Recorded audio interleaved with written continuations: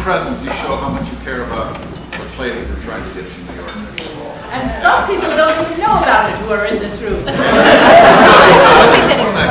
Just let me thank you so much for being here. I'm Malcolm Hillgartner, music and lyrics. Yana Beecham, book and lyrics. Michael, book and lyrics, and our absent Irishman is also music.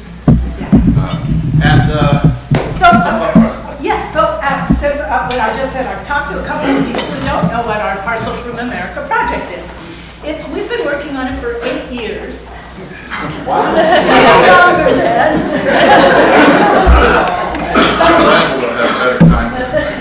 We heard Tom Foley tell his wonderful story 26 years ago and fell in love with it. And then in 2018, we were able to get the rights from Tom to turn it into a musical. Some of you might have seen it at the Cabaret, a version of his show at the Cabaret years ago, but that wasn't us. This is our version. And so we started working on it, and we've been workshopping. We did our first read in Dublin, then we went to Chicago and workshopped it in Chicago, and then we came to Ashland and did a stage reading, which a bunch of you attended. I know Jim was there. Yeah, anyway. And then we took it to Dublin. And opened it there. Wanted to see how it would play with the Irish. Is there anybody here who saw the Dublin production? Because there's a few, yes, and all the photographs on the wall are from that production. And if you look over here, it's a little dim over there, but that is Alex Sharp, and she was in the production in Dublin. She did the workshop reading in New York. She will be singing for you this evening, and she will be with us again in New York next. And that's a brilliant segue into talking about Alex and why we asked her to come here. What, we didn't tell what we're doing, though. Where is it going? What are we doing? I'm sorry.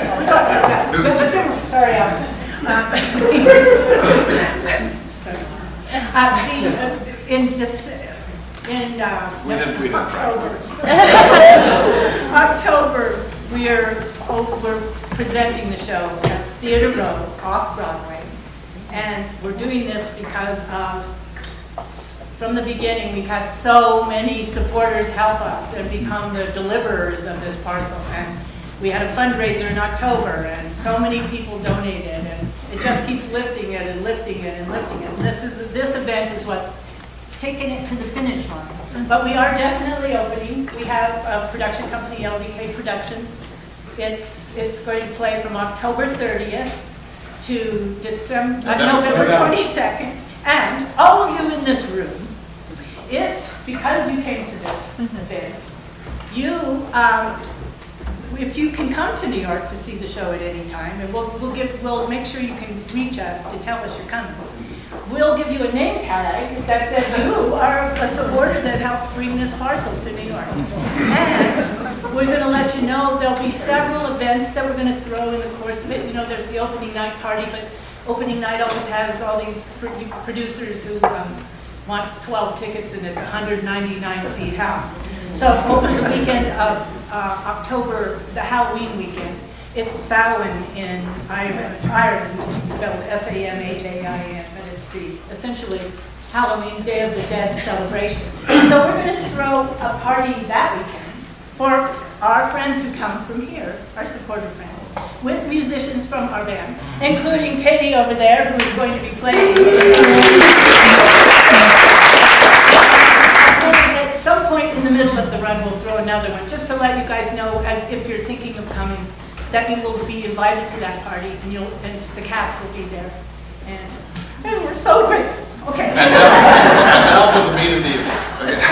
Alex Sharp. She's I'm sure maybe you have a chance to look at your programs at all. She's starred in the West End of London. She's toured internationally with Celtic Woman. She played for Radio City Music Hall. As a concert soloist, she has played with major orchestras all over the world, BBC Philharmonic. I think she did a concert in Iceland with the Reykjavik Symphony, Danish National Symphony, the BBC Philharmonic. Anyways, the Mormon Tabernacle Choir. She just came from doing a concert in Logan, her show Celtic Celebration. 175 singers, 60-piece orchestra. This is going to be a little different. just Alex. So that's what she goes as a guest soloist. And yeah, she's got, after the show, Michael's gonna, after Alex performs, After performance, we'll take a little break so you can get dessert, refresh your drinks, get well lubricated. And Michael's going to MC a Q&A. Little Q&A. so start thinking of questions you might want to ask. I want to know about the She's got tour some bus. great stories about touring. Yeah.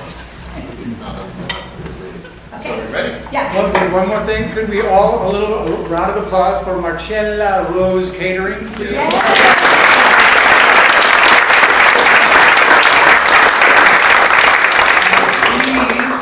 Turn off yourself. Thank you. George. And no photographs. You guys know. And now, without any further ado,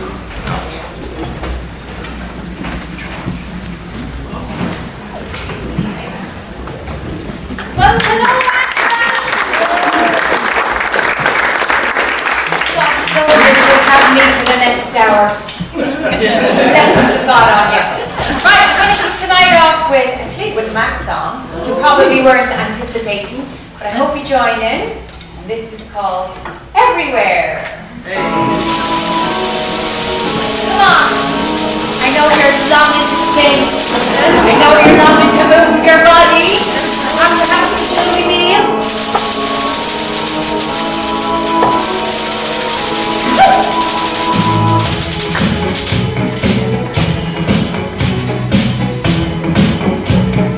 Calling out your name.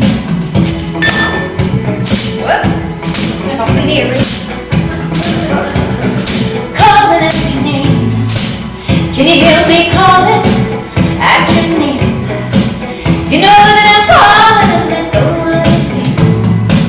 I'll speak a little louder, I'll even shout. You know that I'm proud and I can get the words out. Oh, I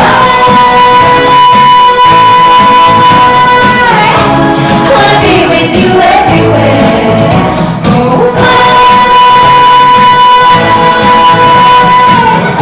I wanna be with you everywhere. Come on, see what's happening here.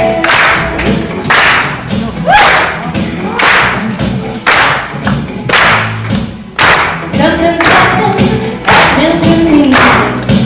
My friends say I'm acting peculiarly. Well, come on, baby, you better make the start. You better make it soon before you break my heart. Oh, I wanna be with you everywhere. Oh, I wanna be with you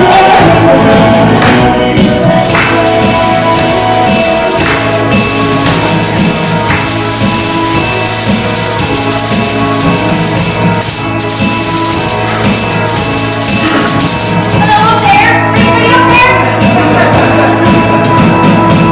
Can you hear me calling at your name? You know that I'm calling and I don't want to see. Oh, come on, baby, you better make the start. You better make two before you break my heart. Oh, I wanna be with you everywhere. Oh,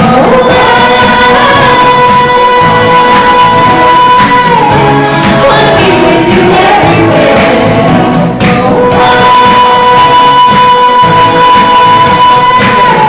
I wanna be with you everywhere. Oh,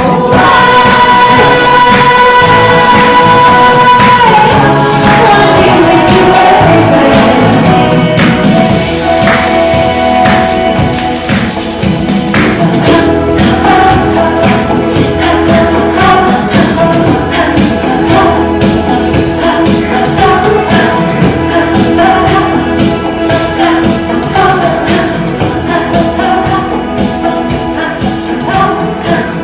That's the dog panting part.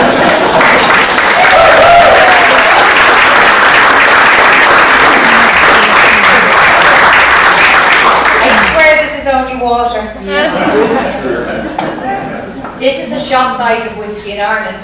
And I promise it is only water. I'd never remember a single word if there's anything stronger in here.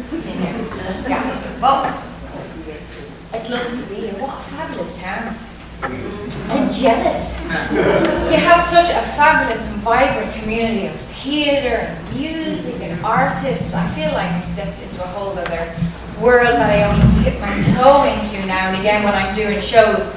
Because at home my life is very boring. Well, it's rich in ways, but it's not quite as exciting as living in a town like this. But it's really, really, really lovely to be here, and what a fabulous occasion to be here for them to be part of this concert tonight and kind of sharing the news about Parcel from America. I feel very privileged, and thank you, Liana and Malcolm, for bringing me here. So thank you so much.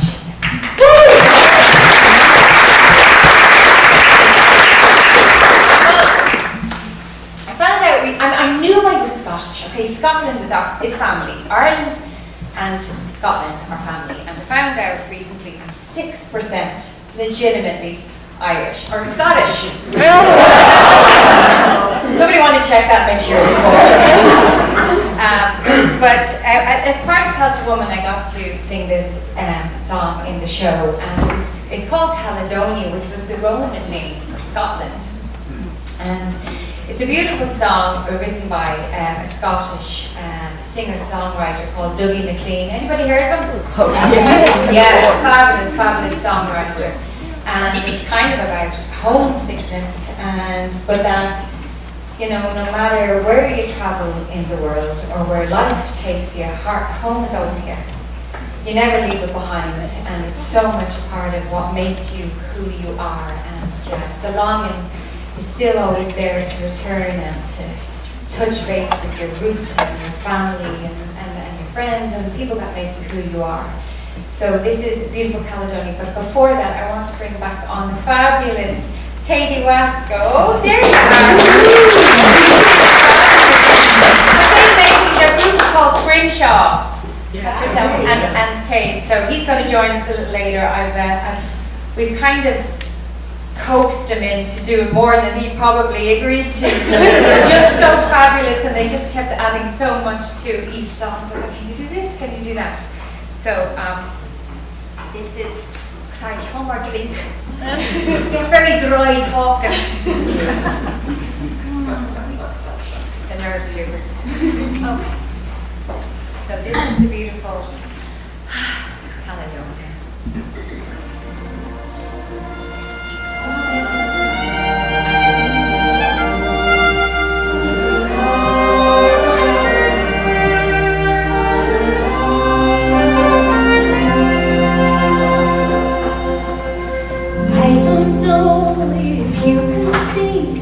Changes that have come over me these last few days.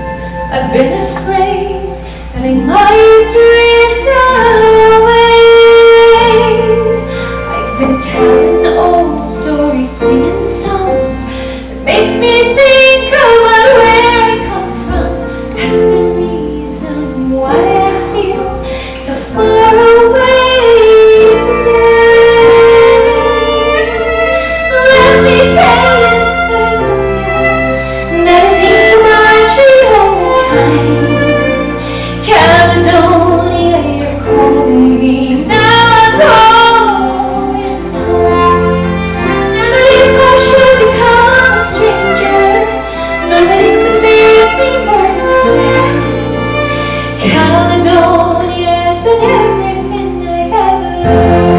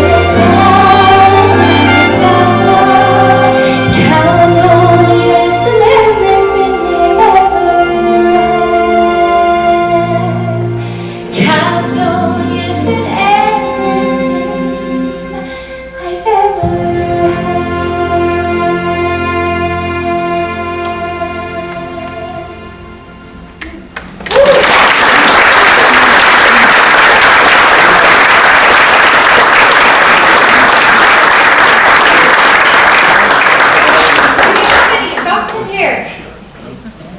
Ah, you're joking. We won! I'm a Scottish sister. Right, well, going to take you kind of across. We're going to go kind of across to Ireland by way of America.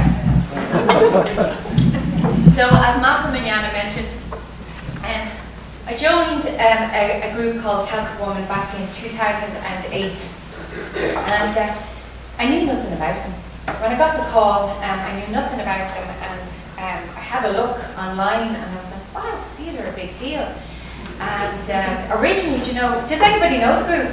Yeah. Do you know what? I'll tell you a little bit of history.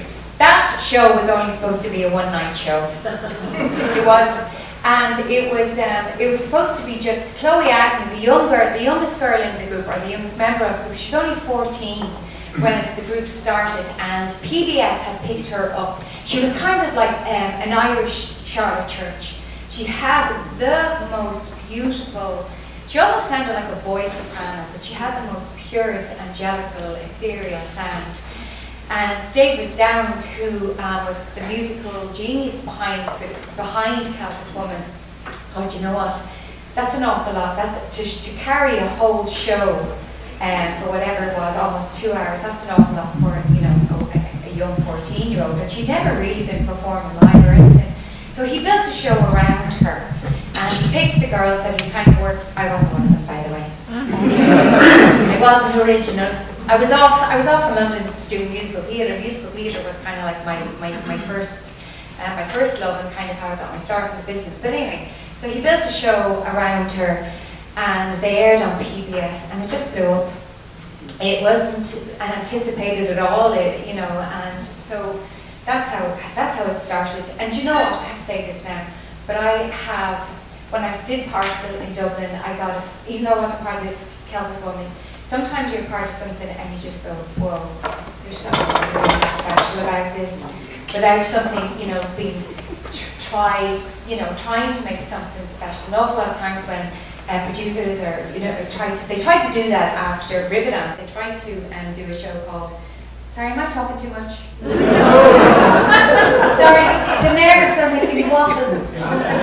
But they did a musical called Bron You Whale, The Pirate Queen, the producers who did Riverdance, and it never took off. And they had the writers from Les Mis, Michel and Schomburg, and they tried everything to make this success. They kind of go, okay, we have the formula. We have the writers from Les Mis, and it's such a great story. She was an Irish pirate. It's actually a fabulous story. They pumped loads of money. They lost their shirts as well, to be honest. But, they pumped loads into it. Flop. You can't do that. You can't something just is either organically and kind of written in the stars. And I feel that way about Parcel from America. I really, really do. It has just such a, there's something so special about that. I'm delighted to be part of it. So anyway, going back to the story. When I did join the group eventually, and said yes, I thought, okay, I'll give it a go and see if I can do this. I got to tour. I hadn't ever worked in America before. I'd worked in Ireland, England, Scandinavia, and came here. Blew my mind. The first show we went, am I talking too much really? Okay, so the first show that I did, we did it in Dallas, right? And come see, that was back in the day. That was back in the day when celebrities were really cast in the roles. It was really the show that was the star, and that's what people were coming to see. They were coming to see. And the show started. The show started. Right, the overture starts, and the music's playing on here.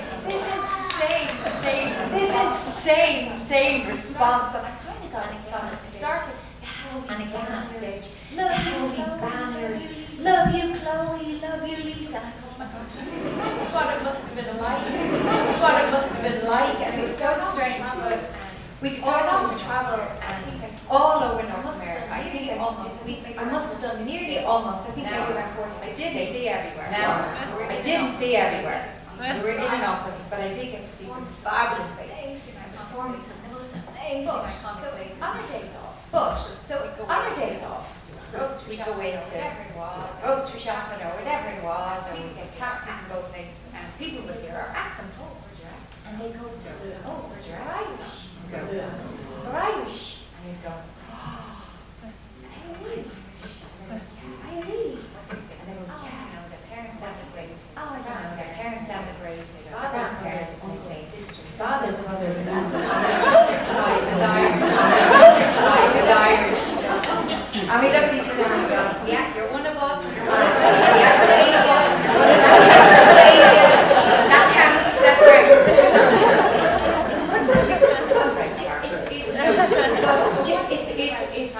A wonderful thing about traveling all around America is that it's like a map of the world. So many, there's so many different nationalities here, and it was just a fabulous experience. But this song, Irish Eyes, it's called Irish Eyes. Now it's not the Irish Eyes are smiling. But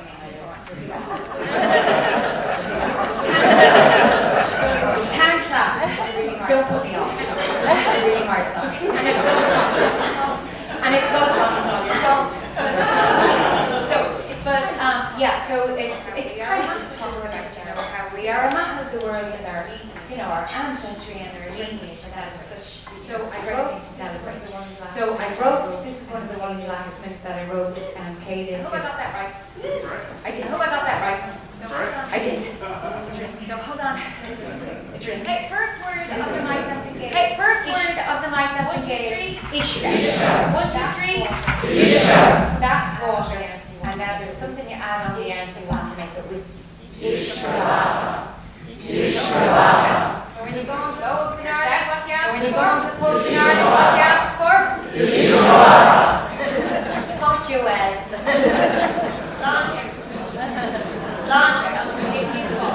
Sláinte on Acadian Falter. It's a house mic. Training Mac wasn't managed to talk so long. Training Mac. Well, at least that makes it talk so long. Well, at least that makes it talk so long. Okay. Irish. My mother says I am Irish. My mother says I am Irish. Irish eyes, Irish eyes. My mother says I am Irish. Eyes that go ever so blue under stormy skies, but they're never so blue when I let them cry. My father says I am English. My father says I am English hair. English hair. English hair. From my love of a somehow like the bell. When I'm out over the corners, I'm an English girl. I'm a flower from the road and I want to see. I want to see. I want to show every step and every hope sometimes. I'm a black eye, my Irish eye. My man says I am traveling feet, slippers for princesses don't fit me, but I dance to my own drum, bright and cold. I'm a traveling feet, always getting me home. My sister says I'm a restless soul, restless soul. Easy to catch, but I'm hard to hold. I'm just something when I get that you call one day. I get nothing to say, and then I slip away. I'm a flower of the world and the ones before. One foot in the sea and one offshore. Every step and every hope I'm high. I'm a black eye, my Irish eye.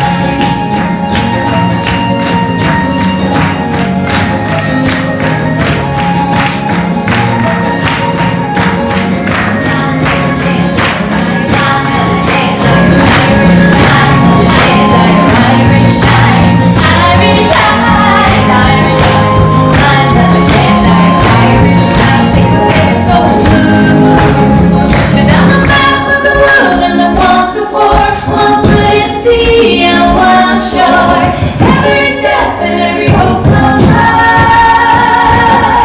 I'm a map of them all with my Irish eyes.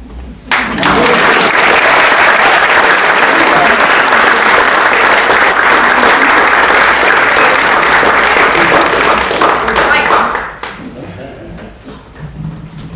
Going to take you right into the heart of Ireland, and I'm going to sing an old folk song in Irish or Gaelic. And this song is called Escape. Oh, thanks. Katie and Kate.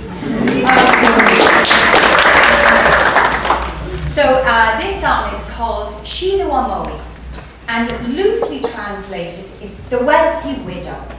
And directly translated, it's the hag with the money. Now, terrible, isn't it? Love with an older woman. And the townsfolk are saying to her, don't marry him. He just wants to marry you for your money, and he's going to drink it all away. And she doesn't listen. And she gets married. And in the song, it doesn't tell you what happens, whether they stay together or not. So I'm going to leave that up to you, what you want it to be. But this is She the One Moe.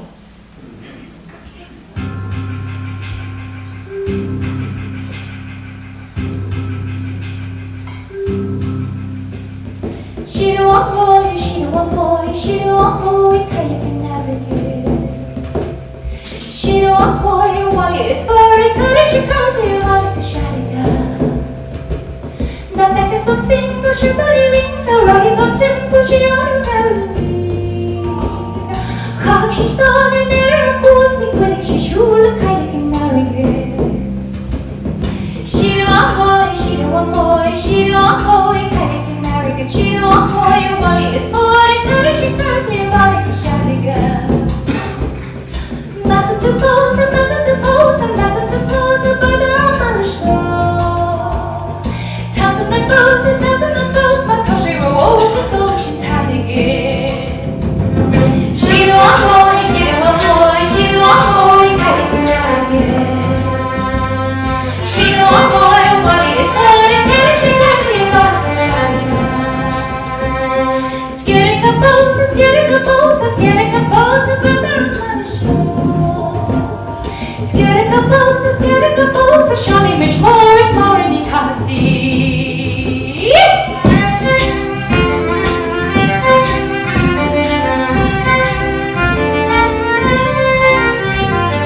Scaring the bones, scaring the bones, scaring the bones, a brother on my show. Scaring the bones, a shiny much more is more in the see. She the one boy, she the one boy, hey, you can never get. She the one boy, is good, it's getting she can't see about it, can shout again. She the one boy, hey, you can never get. She the one boy, is good, it's getting she can't see about it, can shout again.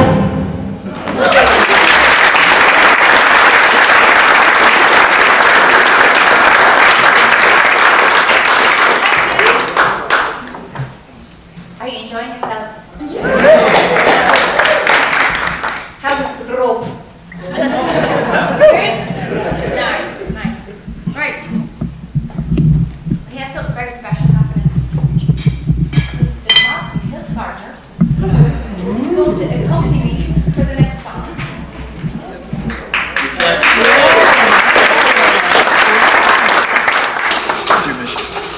Have I earned the opportunity to sit down? Okay, so let me tell you a quick story. So this is a very, very, very well-known song, and it's called Over the Rainbow, and classic. I got my start in the industry through The Wizard of Oz, and we were in my nana's kitchen a long time ago, and my auntie heard an ad on the radio that they were auditioning for the part of Dorothy for The Wizard of Oz. And they were having open auditions, which was quite unusual because they would normally just audition within the industry. But it was an opportunity. And I had been doing musicals and singing. I was actually a very, very shy kid, very shy. And my brother said to me, sorry, I'm going to start waffling again. And my brother said to me when we were in primary school, which is like your elementary school, he said, Alex, if you join the school choir, you'll get half a day on a Friday from school. I said, I'm there. I'm there. So I joined the school choir and had a very ambitious choir director, and she did Gilbert and Sullivan shows, which are really the operettas. But I found when I went on stage, I wasn't scared, and I came alive, and this whole other world opened up to me, and nobody in my family could believe it was the same person, because I just kind of lit up and kind of felt like home to me. And so that's how I started. But I just kind of thought, this is a lovely thing and something I'll never really do in life, because I hadn't a clue. But I went to along, I went to these auditions, and after 4 or 5 callbacks, and it's very intensive and very stressful. I did actually get the job, and that's kind of how I got my start. But along with those auditions, we have to audition dogs. We auditioned for a Toto.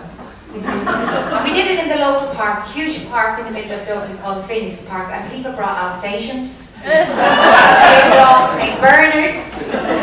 They brought them, they were all shapes and sizes, and I thought, do they really think I'm going to be able to carry that dog? But you know, it's just publicity, and everybody loves a dog, and there's no dog like your dog, until they wanted to get them out there and to be seen. And so we did actually get a little dog, and it had to live with me. And I had to take it in on the bus to rehearsals every day. And I got very attached, and they got very protective of me, and I got very fat. The production manager said nobody's to feed this dog because they wanted it to bond with me, right? And all the munchkins were kids in the show, and they were all feeding the dog. And it also would get, so on a double show day, it was getting like sausages, because there was a scene where it had to, you know, follow this sausage and steal the sausage. The thing got so heavy I had to put it down. I couldn't carry it. Anywhere I could put the dog down, I'm like, brilliant, give me back the brain. I swear I got a hunchback after carrying that dog. But anyway, it was a fabulous experience. It's a very, very special show for me, and this song is very special to me, and so Malcolm's been so kind to help me out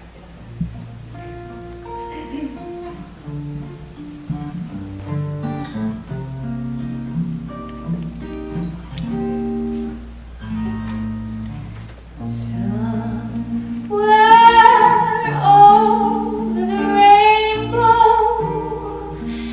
way up high, there's a land that I heard of once in a lullaby. Somewhere over the rainbow, skies are blue, and the dreams that you dare to dream really do come true. Someday I'll wish upon a star and wake up when the clouds are far behind me, where troubles melt like lemon drops away above the chimney tops. That's where you'll find me, somewhere over the rainbow. Bluebirds fly, birds fly over the rainbow, and why can't I? If happy little bluebirds fly beyond the rainbow, why, oh, why can't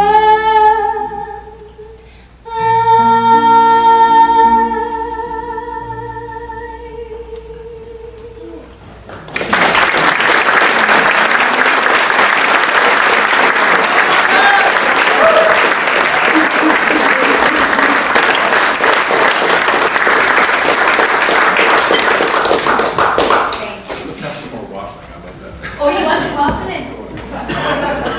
Okay, well, right. Okay. Let me, no, okay, one sec. I'm going to put that back there, and let me have a little drink. There you are. Your radiant vision. Oh, wow. Your beautiful colleague. Hey. All right, I am going to tell you a story. So, I have a recurring dream. In my dreams, I fly. I literally fly. No flapping. I know how to kind of propel myself off the ground, and I fly. And in my deluded mind, I think one day we'll all be able to fly. I really do. Now you can start rolling out, now she's mad. I really do. But although I haven't been able to fly in this life, music has given me, this sounds so corny now when I think about it, it's given me my wings to fly. It's taken me like all around the world. I could never have imagined, you know, the amazing kind of opportunities and places I would go, the people I would meet. You know, in fact, that's the most rich thing of it all, is the people that you meet, and they become lifelong friends, and they just enrich your life. And so this next song is kind of in the theme of flying, would you say? Yeah. It's actually a Beatles song. I love the Beatles. I actually got to do a symphonic tour of Beatles music. And the first place we went to, we did quite a few in the UK and Scotland, but the first one we did was in Reykjavik in Iceland. Yeah, and I'm not joking you, the Icelandic people love the Beatles. we didn't get a reception like we did anywhere else except for Iceland, Reykjavik. They were the most fabulous audience. But, so this is Blackbird, but it's in Irish. You can really forgive me. It's in Irish and a bit of English, yeah, so a little bit. And actually, I only found out the other day that this was actually kind of Paul McCartney's recognising the civil rights Blackbird about that. I didn't know that. So, you know, in a way, I kind of feel a little bit related to that with the Irish getting our freedom as well, and our kind of civil rights and our. Do you know what? I'm 36% English anyway, so I mean, I forget about that part, but I'm 47% Irish, and I have that Scottish. And I found out I'm 11% Danish. That would explain my son's red beard and his Viking look. But anyway, doing the Bale, which is Irish for shut your mouth, Alex. And this is a Blackbird, and it's called Long Dove.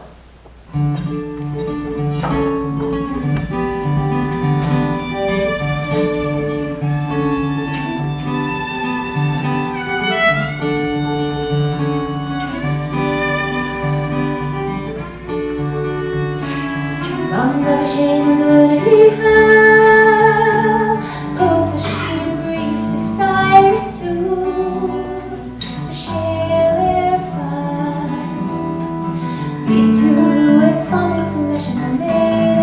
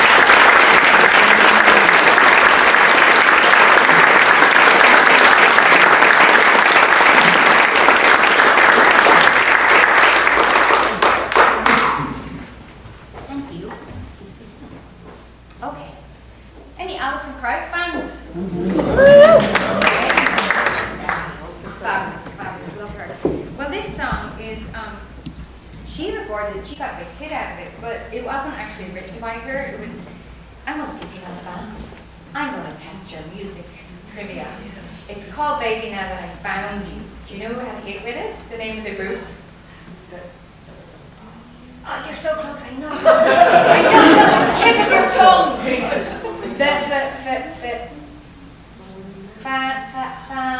Shall I do, what do you call it? Charades. The foundation. The foundation. See, I knew you knew. It's a lovely song, and she does a fabulous version of it, so I'm just going to throw that in for you tonight. I hope you like it.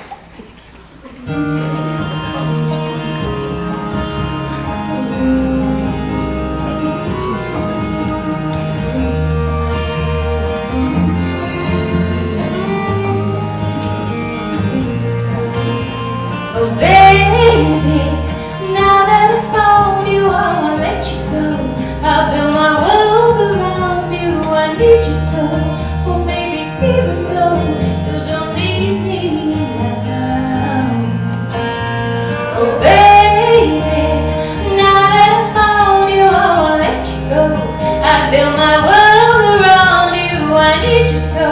Oh baby, even though you don't need me, you don't need me now.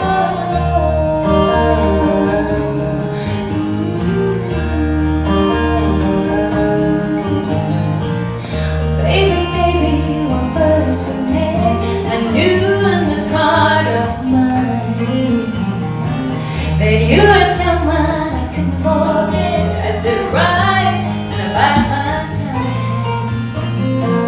Spend my life looking for the someone to make me feel like you. Now you tell me that you wanna leave me. Darling, I just can't let you.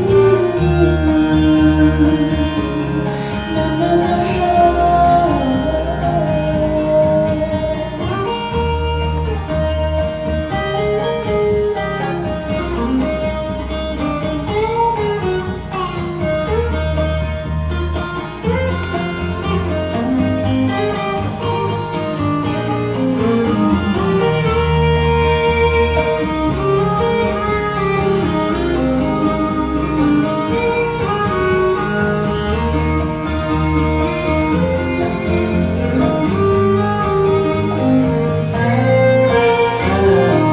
baby, baby, when first we met, I knew in this heart of mine that you were someone I couldn't forget. I said right, and bite my tongue. Spend my life looking for the somebody to make me feel like you. And now you tell me that you wanna leave me. Darling, I just can't let you. No, no, no, no.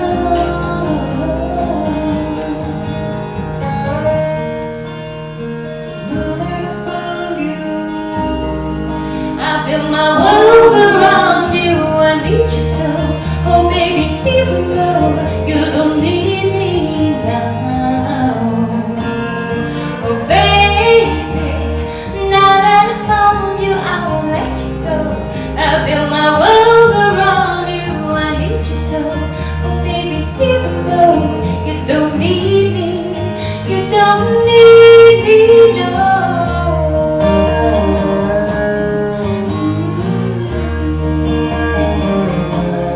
Now that I found you.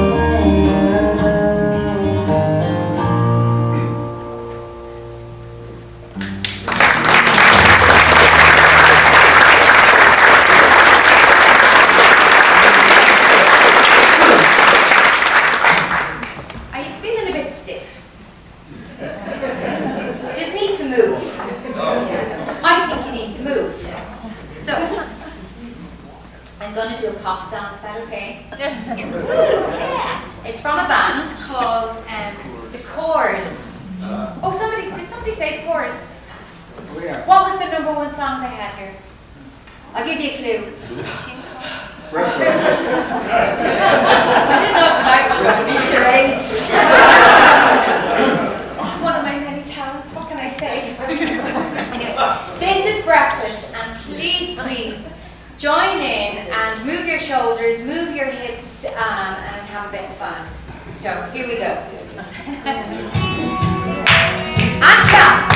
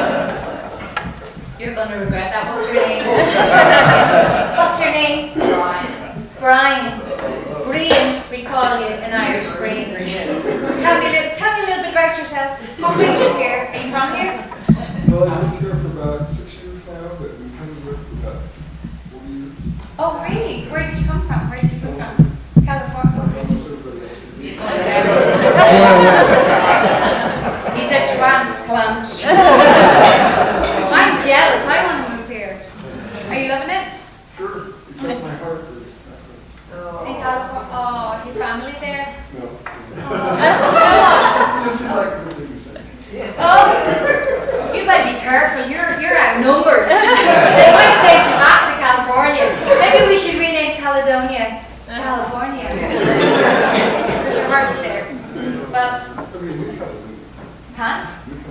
New Caledonia. Yeah, there you go. Yeah. Right, well, we will be talking more. Okay, let's see what's next. Maybe you can tell me, because, oh, we've got landslide next. Okay. So we're back to Fleetwood Mac. A little story behind it. So when I started with California, I sit down or I stand. Decisions. I'm going to sit. Look at you included in this wonderful internal dialogue in my mind. You poor things. So when I started Celtic Woman, my son was 6. And I was a single mommy. Still am a single mommy, but now he's 24. So he doesn't need me so much. But I joined the church. What? Is there something subliminal kind of messaging going on here? Bow down, come up and get your seat, because this might be a while. Okay. Give me a chance to get my yips out. Get your yips out. My life is full of yips. Yips and oops. Anyway, so, there you are. I always forget to bring you on because you're so fast. But anyway, I joined the group and I was only supposed to be in it for 3 months. And anyway, I won't give you the long story, but the short story is I ended up staying, but it was very hard because I was bringing my son with me for some of it and, leaving him at home for some of it, and it was just very, very difficult. And although I was playing like these incredible places, Radio City Hall, Red Rocks, all these amazing places, it was bittersweet. I couldn't really enjoy being in the moment, even though I did appreciate the money. That was a good gig because it lasted a long time. It was a long contract, And they paid you a retainer, so when you weren't on the road, they were paying you so you wouldn't go off and go somewhere else. So it was a really, really, really good way to kind of save money. But anyway, in the end, I left because it was just breaking my heart every time I was having to leave, and I was having nightmares that I was losing him in an airport, and I was getting stomach ulcers and everything. I was like, I can't do it. But now he's 24, and I had an opportunity to kind of do things, but I chose to just give it up and to be at home with him, because I thought, I don't know if I'm ever going to have any more children. Back then I wanted some, but that didn't work out, and he was my only child, and so it was the right decision. But now we've moved on, and so I'm having this wonderful opportunity to get out there, and people are still crazy enough to give me a job and hire me. But I don't regret the decision, and I wouldn't change anything to for those years that I had with my boy. And so this is Landslide, and it kind of reminds me of just getting older and our lives changing and being in that space where our kids grow up and leave us, and so it's kind of where I am now. But it'll be good.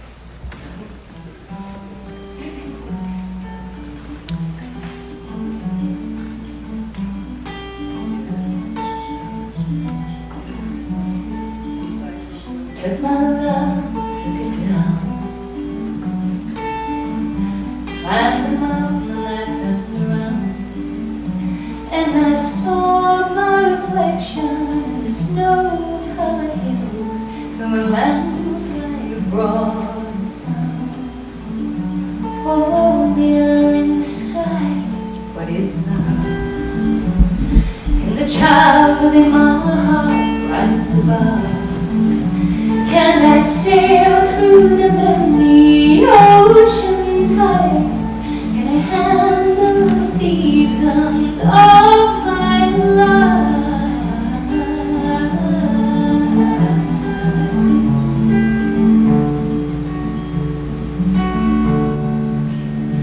Well, I've been afraid of changing, 'cause I built my life around you, but time makes you older, even children get older, and I'm getting older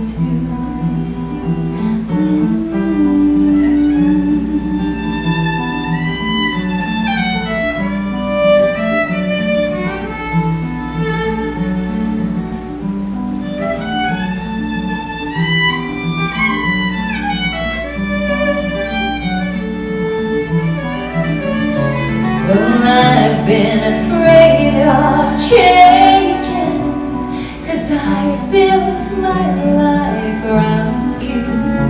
But time makes you older, even children get older, and I'm getting older too.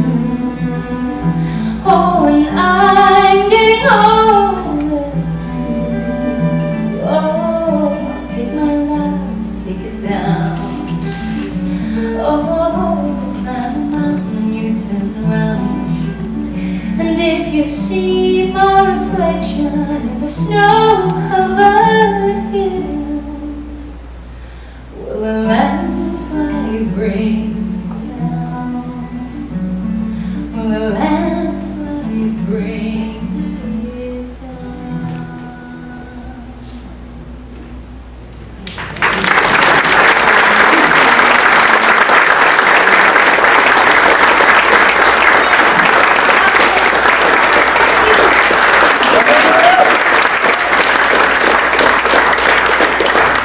Okay, I think it's time for a bit of audience participation. What do you think? Oh, Jane, the enthusiasm. I think it's time for a bit of audience participation. Pour a bit more wine into those glasses. Okay, right. So this is a song. It's another old kind of Irish fast song.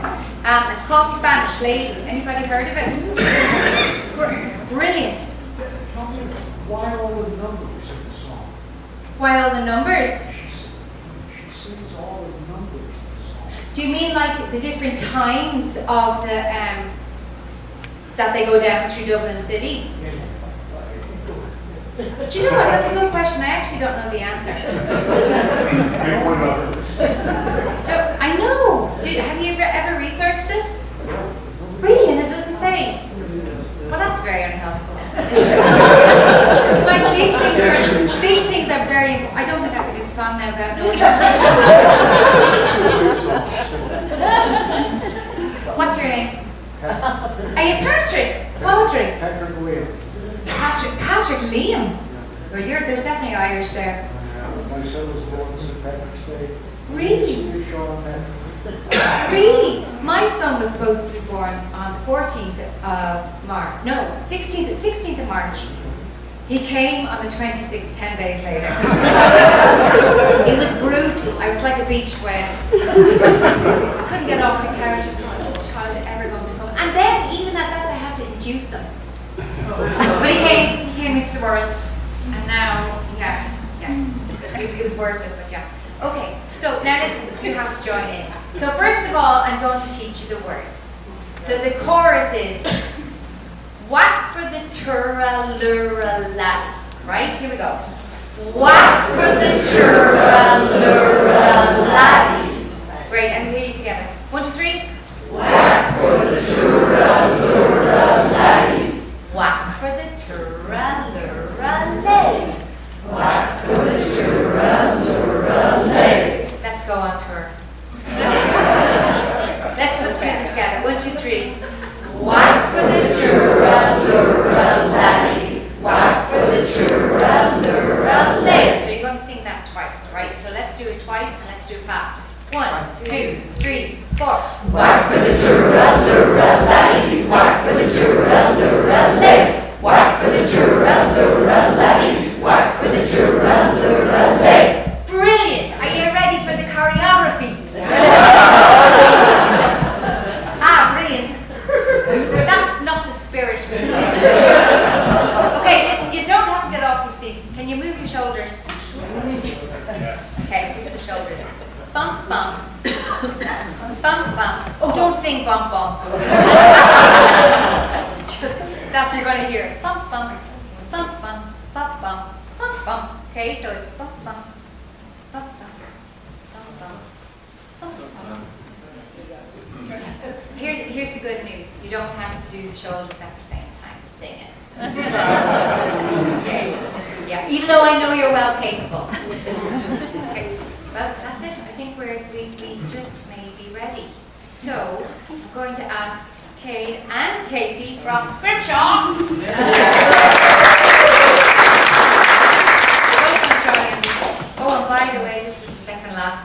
Exactly.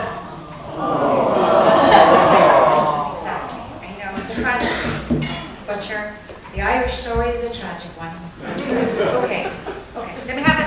One little quick. Oh yeah, let's see, we're nearly done. I'm never going to get that out of there. Do you know what I will? Good of meal market. What's your name? Omar. Oma. Omar. Okay. There's a place in Northern Ireland called Oma. I think I'm going to rename it Omar. Oma. Good. Real Mohammed. Where are you from? Where are you from? Oh, wow. And are you enjoying being here? You like America? Yes. Good. Me too. It's been very good to me. That's why I lived here for 50 years. 50. You have a few years on me now. I haven't been here that long. I haven't lived here, but I feel like I've been living here because I've been coming so frequently for work. But it's been very good to me. Thank you, America. It's been so very good to me. All right. Let's get this Spanish lady going who doesn't know why it's numbered and weird stuff. I know, Patrick. We'll solve it, but next time I come back I'll have the answer. Okay, here we go. Thanks, Mom.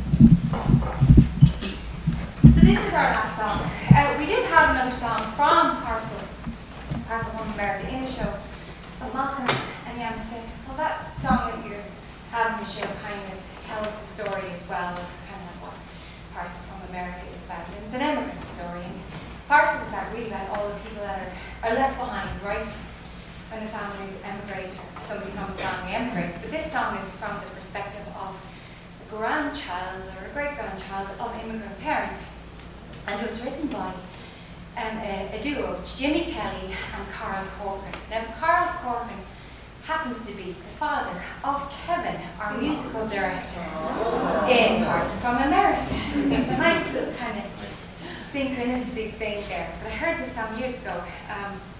I did another musical called Find Your Way Home. And Jimmy played this song in the car for me, and I just fell in love with it. I loved the imagery. It talks about the birds, you know, whole generations of birds going across the Atlantic sky. And it's talking about the planes, you know, these families and so many people emigrating. And when I was growing up in Ireland, I left school in '88, so I grew up kind of in the '80s, and there was quite a recession at the time, and all our parents were called in, and they were told there's going to be no jobs for your kids, you know, when they leave school. And so many of my friends emigrated and had to. And, you know, for me, I guess through this industry, Ireland's a small place, so you kind of have to move around and move on. But it's just a beautiful story, and it has a beautiful heart, and just like Parcel from America, it has just this beautiful sensitivity and heart, you know, so many stories of emigration, not just Ireland, you know, like we're kind of a world, you know, of immigrants really, you know. And so this is called Atlantic Sky, and it's by Jimmy Kelly and Carl Corker.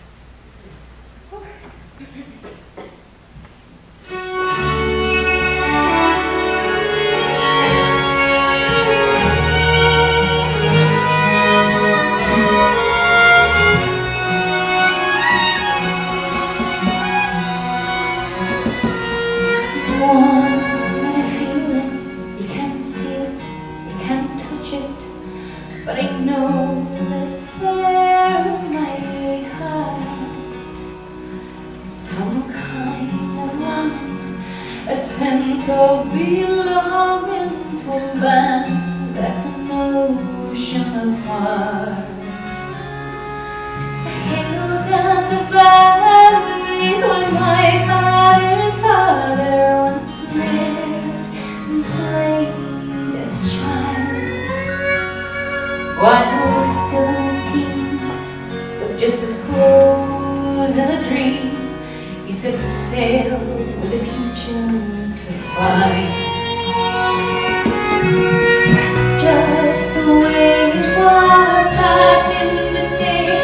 There was no other choice but to fly like birds of migration, a whole generation feeling the Atlantic sky.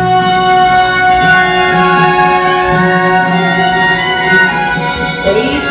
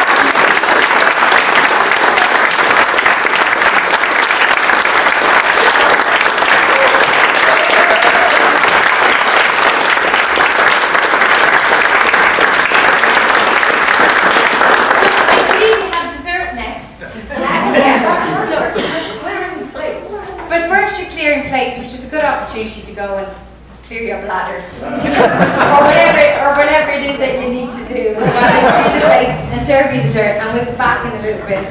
And God knows you have to hear me talk some more. Thank you.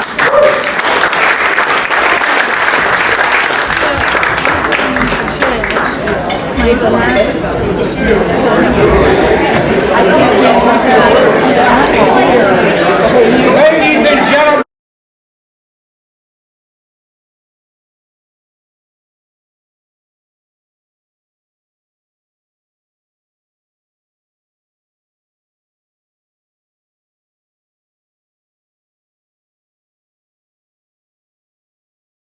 About our show, so if anybody has any questions about that, but we'll also talk about, Speak up, for you. please. Oh, Eloquent. okay, sorry.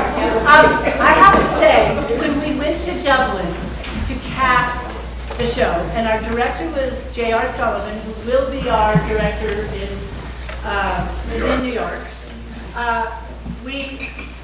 It was just out of COVID. Yes. And I mean, you were living where it was like, you couldn't go farther than 2 kilometers from your house. But I got COVID as well. Oh. During the audition. Oh, that's right, and you I couldn't. couldn't audition. She couldn't, that's right, she called, we saw her, and we went, we love her, we love her, we love her.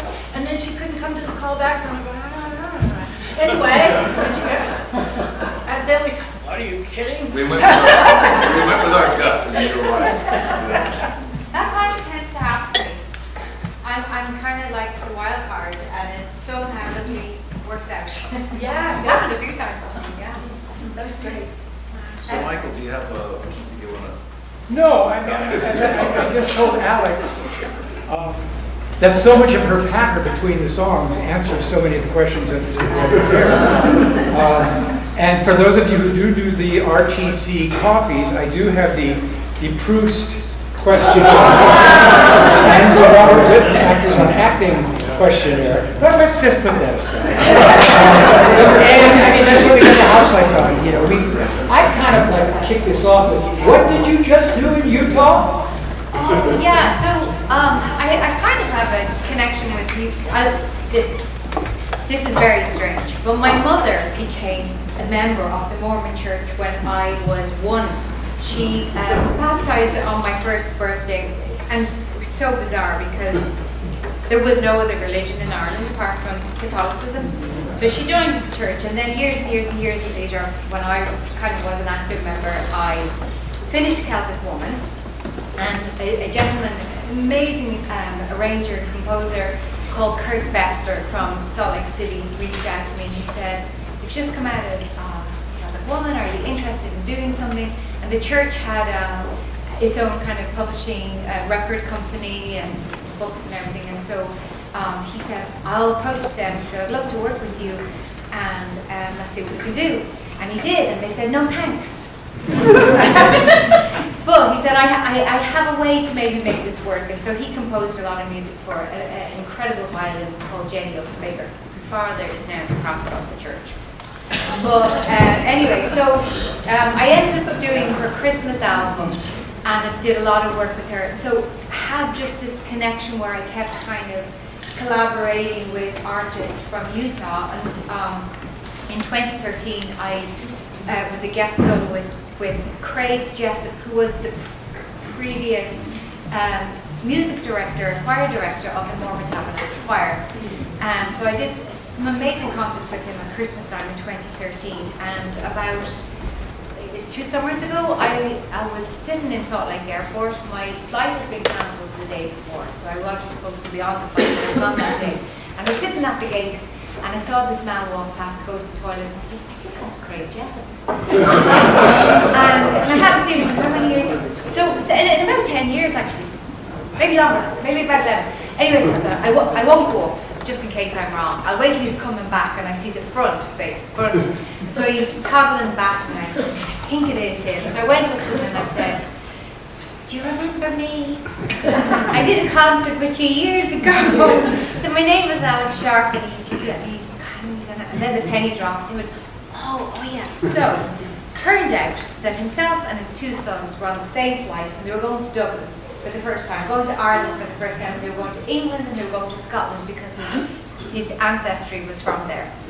And so we got chatting and I said, listen, I'm doing a concert in Cash Valley where he was from at a ski resort, an outdoor ski resort, myself and Mairead Nesbitt, who was the original fiddle player for Celtic Woman. And I said, I'd love you to come. So God love him, he came. And the sound was terrible, but he enjoyed the show. And anyway, he booked me and myself and Marie for this incredible concert called the Celtic Celebration with the American Festival Course, which he directs and started, and is the dean of the university there. And so we ended up doing this concert with like 175 in the choir and 60 plus in the orchestra. And by the way, sorry, see, never ask an Irish person to tell you the story. There's no short story of long. When I joined Celtic Woman in 2008, I had a connection with somebody who knew Craig when he was the director of the choir.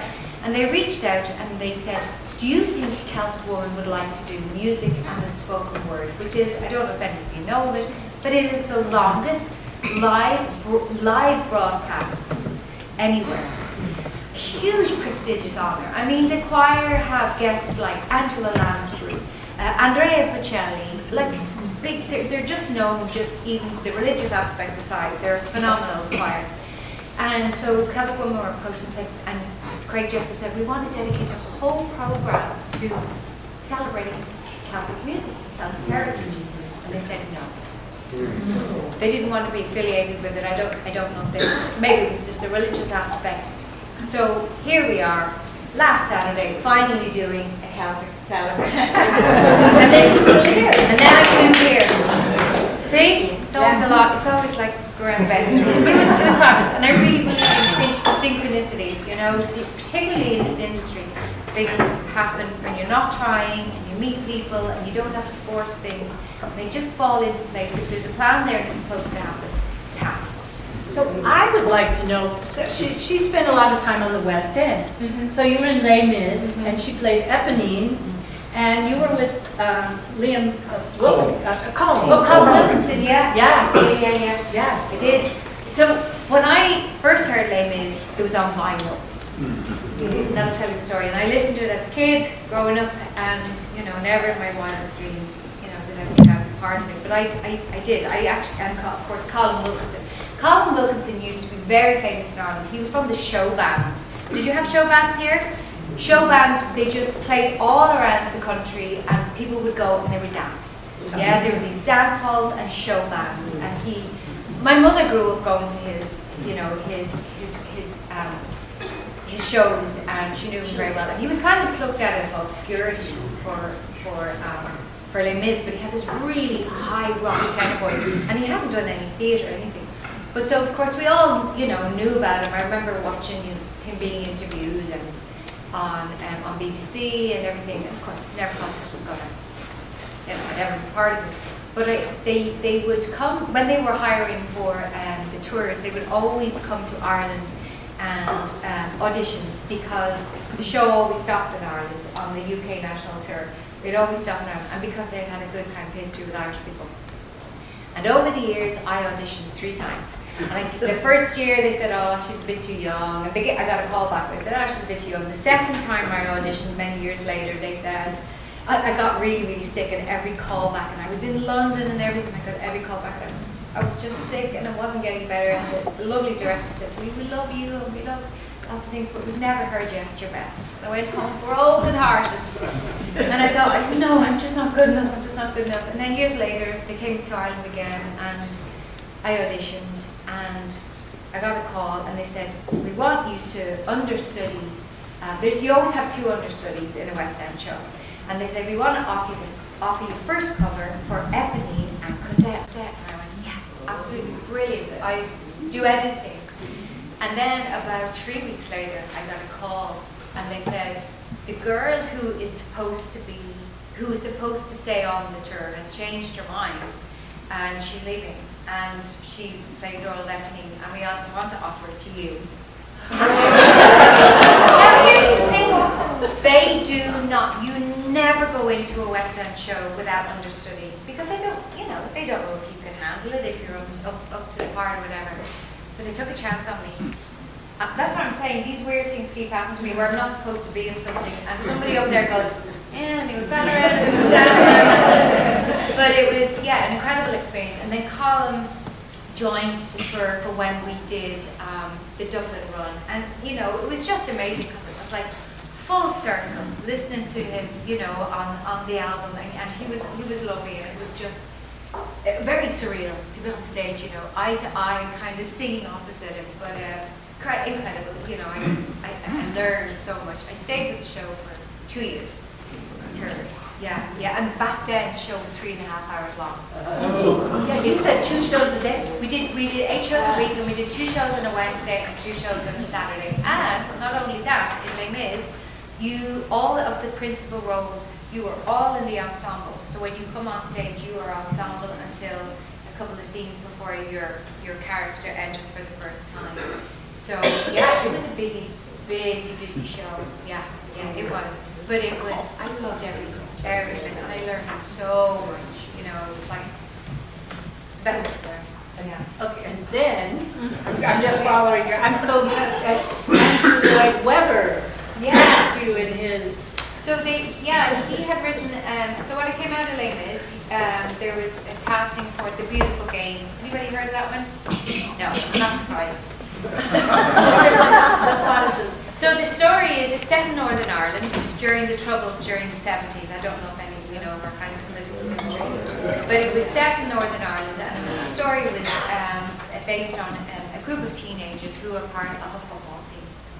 And it's really kind of how you are forced to take sides, and you're kind of, you know, during that kind of environment, and that kind of during that time in the 70s. I remember going up to Northern Ireland, there was like armoured tanks on the streets, there was heavy presence of military and guns, machine guns. If you went into a shopping mall, your bags were searched in case there was any bomb.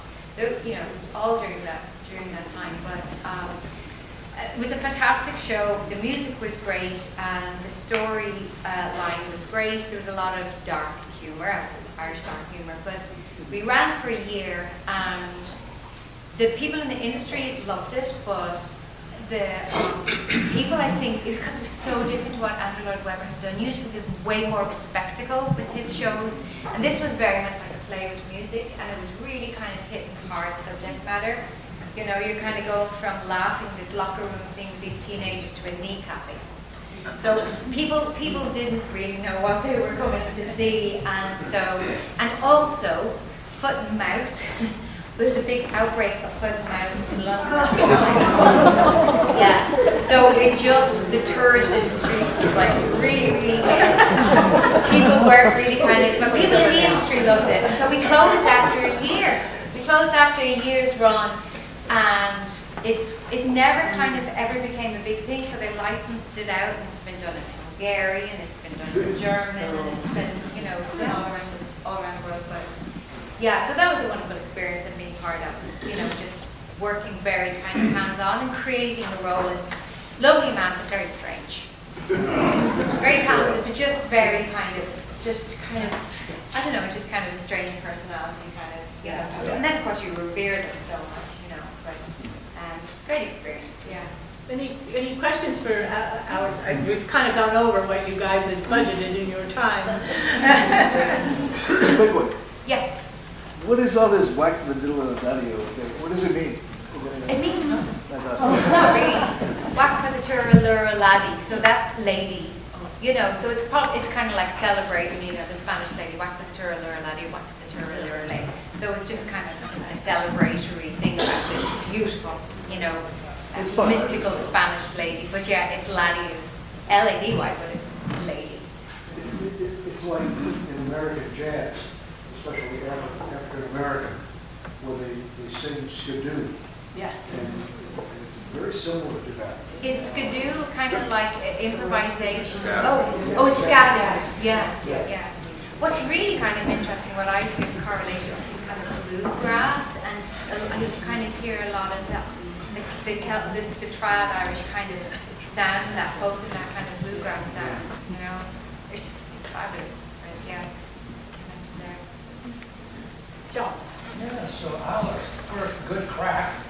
Oh, And any chance you're going to reprise your role as Janet in Rocky Horror? You did your homework.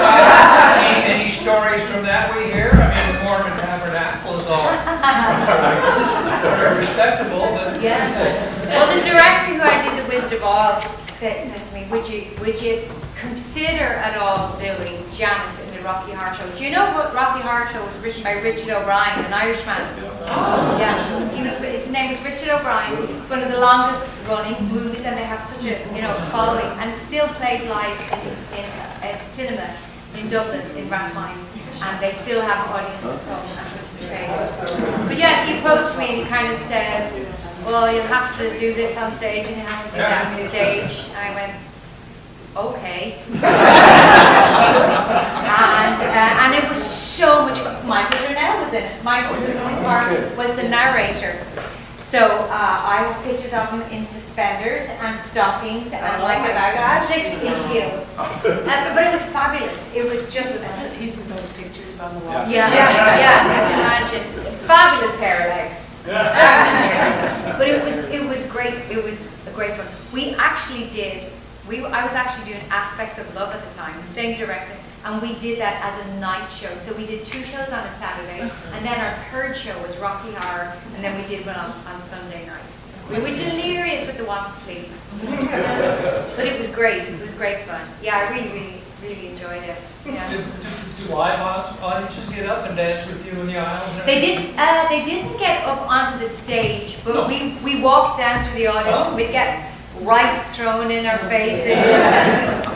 Very interactive.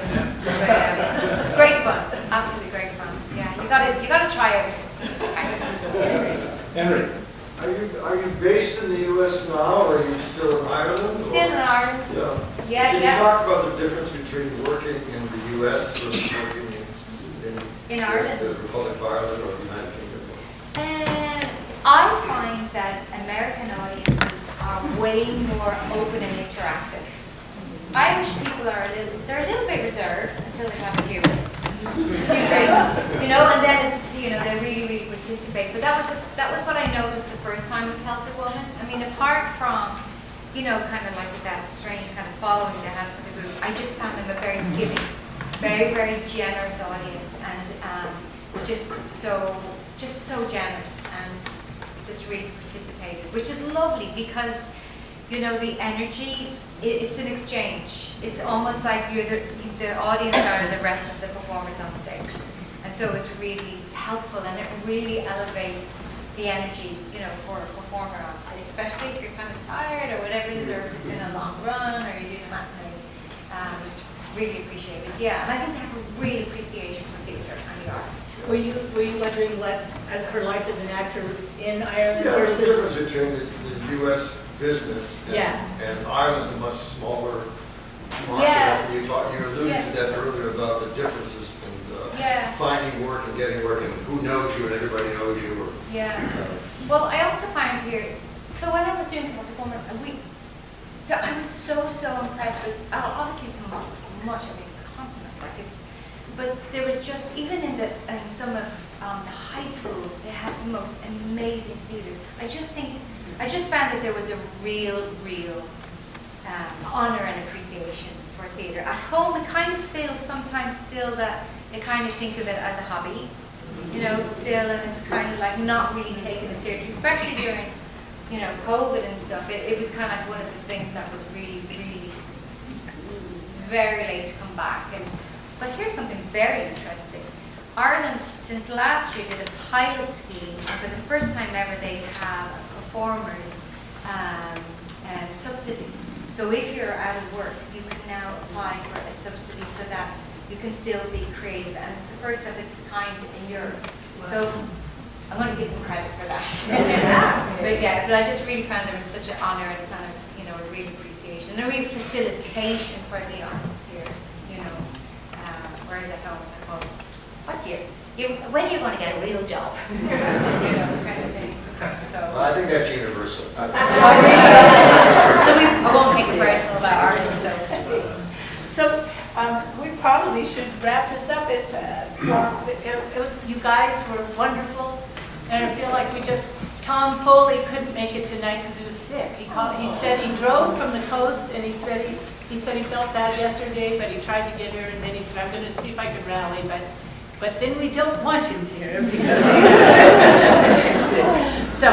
But he does, many of you see Tom tell his story, and he talks about one of the themes of his stories is the rambling house, where there's just a house where everybody sort of gathers, and people it sort of happens. People just come across the fields, and there they are, and they're performing, right? Am I getting the rambling house right? Yeah. And it feels like that's what happened today. I'm watching everybody come in here, all our friends. I just feel like we just had our own rambling house. And to keep up with that idea, you'll notice on the back of your program, there are the words to the song. Oh, is Jim Finnegan here? I don't think Jimmy is here. We're going to have Jim Finnegan lead us in singing this. It's the usual way, as it says here, it's traditionally sung at the end of a gathering of friends as a final toast. And I won't try to start singing because I always start songs in the basement. And nobody can sing. Do you guys sing? Do you guys party class? You know the party class? Yeah. Oh, don't be shy, come on up. It's on the back of your playbook, you'd like to speak Yeah, along. our production company, we ended up forming a production company, not on purpose. But this happened and we're doing it because we got interest from New York and we just said, okay. So, but we called it Party Somebody Class. has to do it. So that's why we're doing this. But Party Class. It's the last glass of an evening when we've all, and then it's good night. Give us a good note to start. What do you